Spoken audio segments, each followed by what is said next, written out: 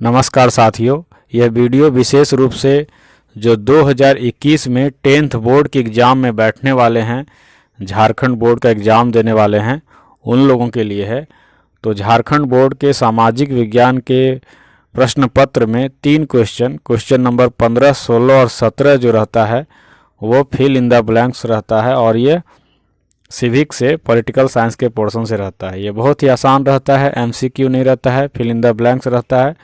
और इस fill in the blanks में भी 2 ऑप्शन रहते हैं, बहुत ही आसान होते हैं, लेकिन फिर भी थोड़ा अगर प्रैक्टिस हम लोग कर लें तो ये 3 के 3 नंबर हमारे जेब में आ सकते हैं। तो चलिए शुरू करते हैं इन प्रश्नों का प्रैक्टिस। तो पहला प्रश्न है, 2017 में पूछा गया है कि महिला आंदोलनों ने औरतों के व्यक्तिगत और पारिवारिक जीवन में भी बराबरी की मांग उठाई। इन आंदोलनों को खाली जगह आंदोलन कहा जाता है। नारीवादी आंदोलन, पारिवारिक आंदोलन। तो स्पष्ट है कि औरतों ने अपने अधिकार के लिए उठाया, तो औरत को नारी भी कहते हैं। तो इसका उत्तर क्या होना चाहिए, आप अनुमान कीजिए, पारिवारिक या नारीवादी। तो जी, इसका उत्तर होगा नारीवादी। तो महिलाओं द्वारा उठाए गए इस प्रकार के आंदोलनों को नारीवादी आंदोलन कहते हैं। चलिए हम लोग दूसरे प्रश्न की तरफ चलते हैं। संवैधानिक प्रावधान के बावजूद खाली जगह की प्रथा समाज में अभी तक पूरी तरह समाप्त नहीं हुई है। तो ये दोनों प्रावधान हैं, ये दोनों प्रथाएं हैं हमारे समाज में। भारतीय समाज में छुआछूत भी है, जाति भी है, लेकिन किसको बैन किया गया है? छुआछूत को बैन किया गया है संवैधानिक प्रावधान के बावजूद के तहत, या फिर जाति को? तो जाति को बैन नहीं किया गया है। बैन किसको किया गया है? छुआछूत को। तो संवैधानिक प्रावधान के बावजूद छुआछूत की प्रथा हमारे समाज में अभी तक पूरी तरह समाप्त नहीं हुई है। तो इसका उत्तर होगा छुआछूत। अब तीसरे प्रश्न की तरफ हम लोग बढ़ते हैं। गांधी जी का धर्म से मतलब हिंदू या इस्लाम जैसे धर्म से ना होकर खाली जगह से था, जो सभी धर्मों से जुड़े हैं। तो गांधी जी धर्म के किस भाग को निकालना चाहते थे, किस भाग को ज़्यादा इम्पोर्टेंस देते थे, सामाजिक मूल्यों को या नैतिक मूल्यों को? समाज धर्म के कौन से मूल्य को ज़्यादा महत्व देते थे? तो अनुमान लगाइए। तो गांधी जी नैतिक मूल्यों को ज़्यादा महत्व देते थे। इसका उत्तर होगा नैतिक मूल्य। हम लोग का 2017 का प्रश्न 3 प्रश्न पूरा हुआ। अब हम लोग 2016 के प्रश्न को देखते हैं। हमारे देश में आज़ादी के बाद से खाली जगह की स्थिति में सुधार हुआ है। कुछ सुधार हुआ है। किसकी स्थिति में सुधार हुआ है? पुरुषों की कि महिलाओं का? तो आपका उत्तर होगा महिलाओं का। 5वां प्रश्न है, विभिन्न धर्मों से निकले विचार, आदर्श और मूल्य खाली जगह में एक भूमिका निभा सकते हैं।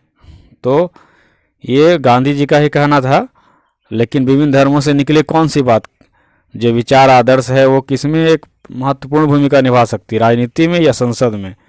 अनुमान लगाइए। तो इसका उत्तर होगा राजनीति में। तो धर्मों के जो मूल्य हैं, अच्छे अच्छे जो बातें हैं, वो हमारी राजनीति में महत्वपूर्ण भूमिका निभा सकती हैं। 6ठा प्रश्न है, भारत की विधायिका में महिलाओं का अनुपात बहुत ही खाली जगह है, अधिक या कम?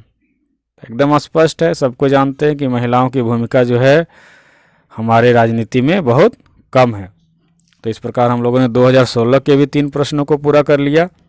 अब हमारे पास क्वेश्चन पेपर 2015 का है।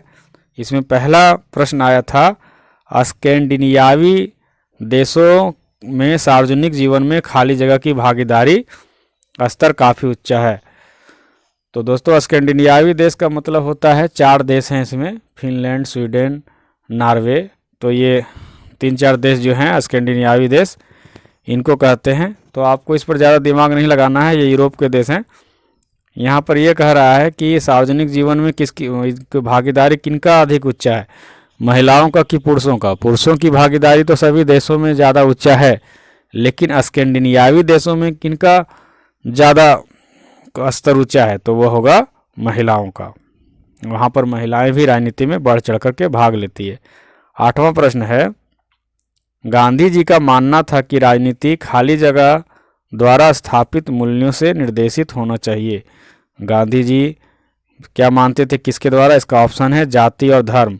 तो किस में अच्छे मूल्य हैं, जाति में या धर्म में? तो स्वाभाविक है कि धर्म में। तो धर्म में जो अच्छी अच्छी बातें हैं उससे हमारी राजनीति निर्देशित होना चाहिए, ऐसा गांधी जी उम्मीद करते थे। फिर है 9वां क्वेश्चन, सांप्रदायिकता हमारे देश के खाली जगह लिए बड़ी चुनौती रही है, लोकतंत्र के लिए या संसद के लिए? तो क्या उत्तर होगा, अनुमान लगाइए। इसका उत्तर होगा लोकतंत्र। सांप्रदायिकता हमारे देश के लोकतंत्र के लिए बड़ी चुनौती है, क्योंकि लोकतंत्र है तभी संसद है, तो लोकतंत्र इसका ज़्यादा अच्छा उत्तर होगा। फिर क्वेश्चन पेपर 2014 को देखते हैं। कई बार खाली जगह सबसे गंदा रूप लेकर संप्रदाय के आधार पर हिंसा, दंगे और नरसंहार कराती है। तो कौन हिंसा, दंगे और नरसंहार कराती है? ऑप्शन देख लेते हैं, धर्मनिरपेक्षता या सांप्रदायिकता। तो धर्मनिरपेक्षता तो दंगे नहीं कराएगी, सांप्रदायिकता दंगे कराती है, तो इसका उत्तर होगा सांप्रदायिकता। विभाजन के समय भारत और खाली जगह में सांप्रदायिक दंगे हुए थे। ऑप्शन है श्रीलंका और पाकिस्तान। तो स्वाभाविक है, विभाजन किसका हुआ था, भारत और श्रीलंका का या भारत और पाकिस्तान का? तो भारत और पाकिस्तान का हुआ था, इसलिए भारत और पाकिस्तान में भी दंगे हुए थे, तो इसका उत्तर होगा पाकिस्तान। नेक्स्ट क्वेश्चन, गांधी जी कहा करते थे कि खाली जगह को कभी भी राजनीति से अलग नहीं किया जा सकता, जाति को या धर्म को? तो स्वाभाविक है कि गांधी जी धार्मिक व्यक्ति थे, तो उत्तर होगा धर्म। गांधी जी कहा करते थे कि धर्म को कभी भी राजनीति से अलग नहीं किया जा सकता। नेक्स्ट क्वेश्चन जो कि अब 2013 का है, तो राज्य के विधानसभाओं में महिलाओं का प्रतिनिधित्व फीसदी होना चाहिए, यहाँ सदी हो गया है तो इसको फीसदी समझिएगा, फीसदी मतलब परसेंटेज। तो राज्य में विधानसभाओं में महिलाओं का जो प्रतिनिधित्व है वो 5% से भी कम है, उत्तर होगा 5%, मीन्स प्रतिशत। क्वेश्चन नंबर 14, खाली जगह राजनीति में अनेक रूप धारण कर सकती है, सांप्रदायिकता या धर्मनिरपेक्षता? तो इसका उत्तर होगा सांप्रदायिकता। चुनाव में खाली जगह की भूमिका महत्वपूर्ण होती है। देखिए ये प्रश्न रिपीट हो रहा है, जाति की भूमिका महत्वपूर्ण होती है या धर्म की? तो उत्तर होगा जाति। हमारे देश में जाति जो है बहुत महत्वपूर्ण भूमिका निभाती है। किसी ने कहा है कि जाति क्यों नहीं जाती, अर्थात जाति इतना गहराई से हमारे समाज को पकड़ा है कि वो हमारी राजनीति में बहुत बड़ी भूमिका निभाती है। क्वेश्चन पेपर 2012 देखते हैं। क्वेश्चन नंबर 16, खाली जगह पर आधारित विभाजन सिर्फ भारतीय समाज में ही देखने को मिलता है, जाति आधारित या धर्म आधारित? तो धर्म के आधार पे बहुत सारे देश बटे हुए हैं, कहीं पे शिया है, सुन्नी है, कैथोलिक है, प्रोटेस्टेंट है, लेकिन जाति के आधार पर बटा हुआ समाज हमारे भारत में ही देखने को मिलता है, तो इसका उत्तर होना चाहिए जाति।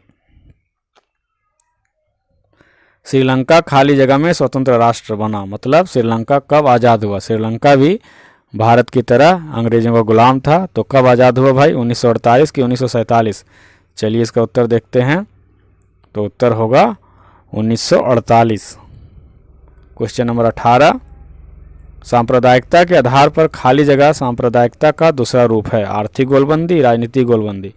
अब धर्म के आधार पर लोग किस प्रकार गोलबंद हो जाते हैं, आर्थिक रूप से कि राजनीतिक रूप से? तो इसका उत्तर होगा राजनीतिक रूप से। एक धर्म वाले ये मानने लगते हैं कि ये हमारी पार्टी है, ये हमें सपोर्ट करने वाली पार्टी है, तो राजनीतिक रूप से गोलबंद हो जाते हैं, तो उत्तर होगा राजनीतिक गोलबंदी। फिर क्वेश्चन पेपर 2011 हम लोग के सामने है, बेल्जियम में डचों की आबादी खाली जगह प्रतिशत है, तो बेल्जियम में डचों की आबादी कितनी है, 59 या 69? देखिए यहाँ बहुत ही आसान ऑप्शन भी दे दिया है, अगर 59 और 40 रहता तो कन्फ्यूज हो जाते, क्योंकि डच और फ्रेंच में ये विभाजन था, लेकिन यहाँ पर 59 और 69 दे दिया है, तो स्पष्ट है कि बेल्जियम में डचों की आबादी 59% है। फिर भारत में खाली जगह शासन प्रणाली है, संसदीय या एकात्मक? संसदीय प्रणाली कहाँ होती है? हम लोग जानते हैं कि भारत का जो हम लोग का स्ट्रक्चर है गवर्नमेंट का, बहुत हद तक ब्रिटेन से मिलता जुलता है, और ब्रिटेन में संसदीय प्रणाली है, एकात्मक प्रणाली है। तो हमारे देश में कौन सी प्रणाली है? यहाँ पर होना चाहिए था संघीय या एकात्मक, लेकिन चलिए संघीय और एकात्मक नहीं दे करके हमारा ऑप्शन और भी आसान हो गया है। तो संसदीय है या एकात्मक? एकात्मक तो नहीं होगा, क्योंकि हमारे देश में जो शासन के केंद्र हैं, बहुत सारे केंद्र हैं। जैसे दिल्ली में हमारी केंद्र सरकार है, फिर सभी राज्यों की राजधानी में राज्य सरकारें हैं, फिर पंचायत स्तर पर सरकार है। तो एकात्मक तो नहीं होगा, संसदीय शासन प्रणाली है। भारत में संसदीय शासन प्रणाली है। फिर क्वेश्चन नंबर 21, श्रीलंका में खाली जगह बहुसंख्यक हैं। भाई श्रीलंका में किसकी आबादी अधिक है, सिंहली की या तमिल की? तमिल लोग तो भारत से गए हैं, तो उसकी संख्या तो अधिक नहीं होगी। वहाँ के लोकल लोग कौन है, सिंहली। तो श्रीलंका में सिंहलियों की आबादी सबसे अधिक है।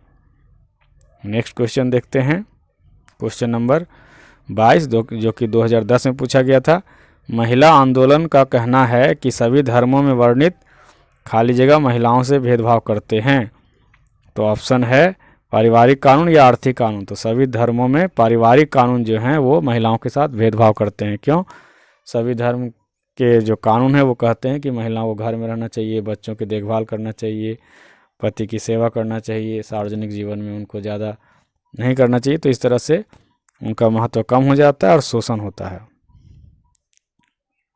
क्वेश्चन नंबर 23, धार्मिक आधार पर खाली जगह सांप्रदायिकता का एक रूप है। देखिए ये रिपीटेड क्वेश्चन है, राजनीतिक गोलबंदी या आर्थिक गोलबंदी। तो उत्तर होगा, बताइए, राजनीतिक गोलबंदी। फिर क्वेश्चन नंबर 24, 2001 की जनगणना के अनुसार भारत में हिंदू धर्मावलंबियों की आबादी देश की कुल आबादी की कितनी प्रतिशत थी, 80.5 या 70.5?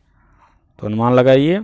2001 के बाद 2011 का भी जनगणना हो गया और 2021 का भी जनगणना शुरू हो गया रहता अगर कोरोना नहीं रहता।